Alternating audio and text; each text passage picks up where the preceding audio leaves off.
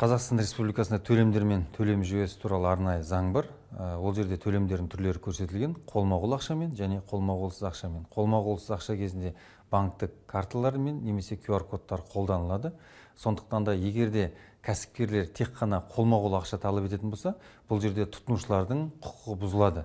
Сондықтан да бұндай талаптар заңсыз деп есептеледі. Және де жаңа сіз айтып отырсыз, қолма-қол ақшасыз төлемдер жүргізген кезде бағаға қандай да бір үстіне қосып сату фактілері тіркелді деп. Бұл да заңсыз. Себебі тауардың бағасы қолма-қолсыз да, қолма-қолмен ақшамен де бір баға болу керек.